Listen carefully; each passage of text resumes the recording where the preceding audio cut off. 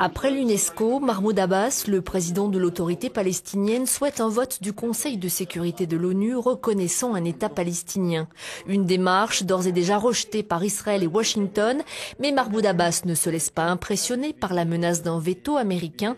Venu défendre sa cause à Bruxelles, il nous a accordé une interview exclusive. Tout d'abord, Monsieur le Président, un commentaire sur l'adhésion de la Palestine à l'UNESCO.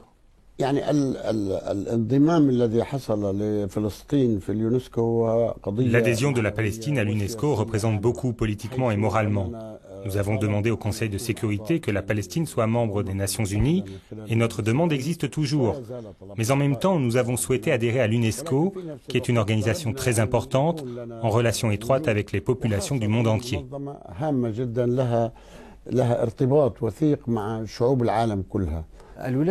Les États-Unis ont suspendu leur participation financière à l'UNESCO. La raison pour laquelle les États-Unis étaient contre notre adhésion à l'UNESCO n'était pas convaincante. Quelle est cette raison? Ils ont dit que depuis 1989, il existe au Congrès américain une loi interdisant aux États-Unis de participer au financement d'organisations qui traitent avec le terrorisme. Nous avons répondu que nous ne pensons pas être des terroristes. Et si ce qualificatif pouvait nous être attribué il y a 22 ans, il ne peut plus l'être aujourd'hui.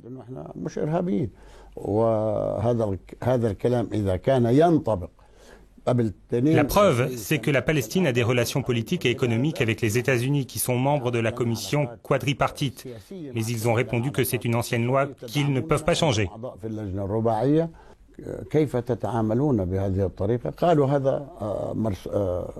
Il est clair que cette position est injustifiable, c'est-à-dire c'est illogique de dire que les relations sont rompues pour une raison irréelle.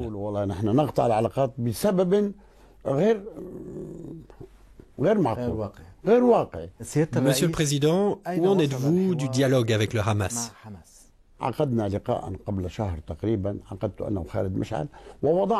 Il y a un mois environ, je me suis entretenu avec Khaled Meshal et nous avons établi les bases d'un éventuel accord. Le Hamas nous rejoint sur les points suivants. Premièrement, le calme et l'apaisement doivent être établis à Gaza comme en Cisjordanie. Puis, la résistance doit être populaire et pacifique, pas armée. Et en toute franchise, nous nous sommes mis d'accord sur ce point. La solution est un État sur la base des frontières de 1967. Là encore, le Hamas a donné son accord. Et puis l'organisation d'élections législatives le 5 mai 2012. Ces points ont besoin d'un certain suivi et ce suivi débutera le 18 décembre par l'étude d'un point important qui est l'OLP, c'est-à-dire comment toutes les fractions palestiniennes vont pouvoir participer à l'OLP qui a des statuts et des engagements. Et le mouvement qui veut rejoindre l'OLP, il faudra qu'il accepte et admette ces engagements. Et c'est ce qui va être discuté les 18, 20 et 21 décembre au Caire.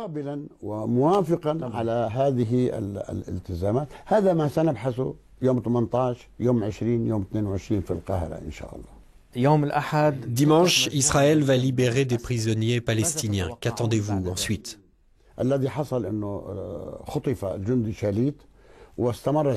Ce qui s'est passé, c'est que le soldat Shalit a été kidnappé. Les négociations pour sa libération ont duré 5 ans et il y a eu un accord entre le Hamas et Israël via les Égyptiens. Parfois, les Allemands sont intervenus pour établir le nombre d'échanges de prisonniers. Il y en a eu 1027. 400 prisonniers ont été libérés dans un premier temps, puis les autres ensuite.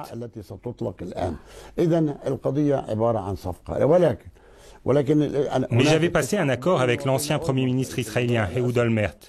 Lorsque Shalit serait libéré, Israël libérerait pour l'autorité palestinienne autant de prisonniers que dans le cadre de l'accord avec le Hamas.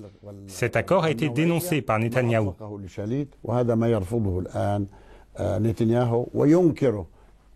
Même le président Obama est intervenu il y a 1 an environ et il m'a dit qu'il parlerait à Netanyahou de la libération de prisonniers.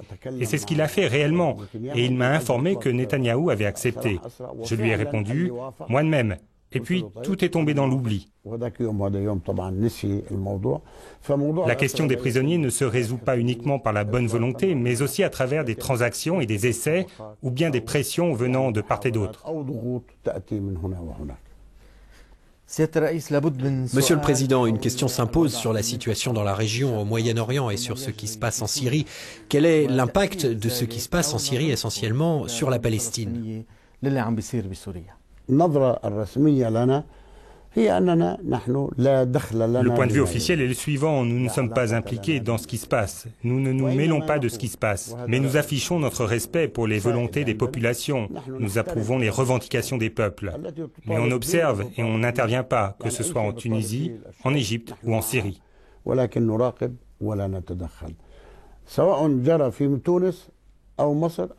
Nous observons les événements syriens, pas plus. Et bien sûr, nous avons de la peine pour les victimes et les morts, et de ce qui nous parvient sur les incidents et les troubles, mais notre position est celle que je viens d'expliquer.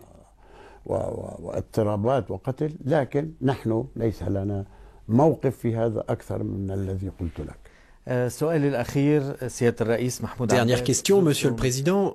Vous avez rencontré le président français à Paris et le président du Conseil européen à Bruxelles. Et l'Islande vient de reconnaître l'État palestinien avec ses frontières de 1967.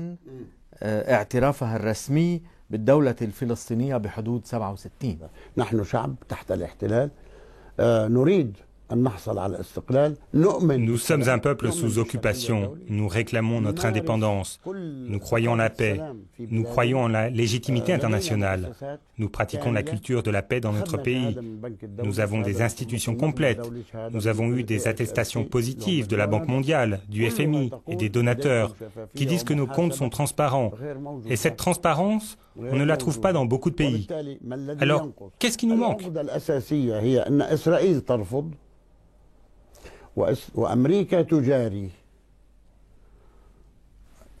Le problème principal est qu'Israël refuse et les États-Unis approuvent, et nous sommes tout le temps en négociation pour les convaincre que la paix n'est pas uniquement dans l'intérêt des Palestiniens, mais aussi des Israéliens, de la région, du monde.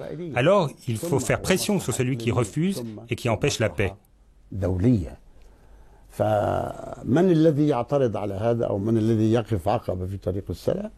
Je leur dis, voici notre position, et en toute clarté et franchise, dites-moi quelle est mon erreur, et je suis prêt à la corriger.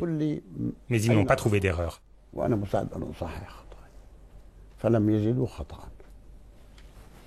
سيادة الرئيس محمود عباس، شكرا لكم من يورونيوز. شكرا لك. أنا بشكرك كثير.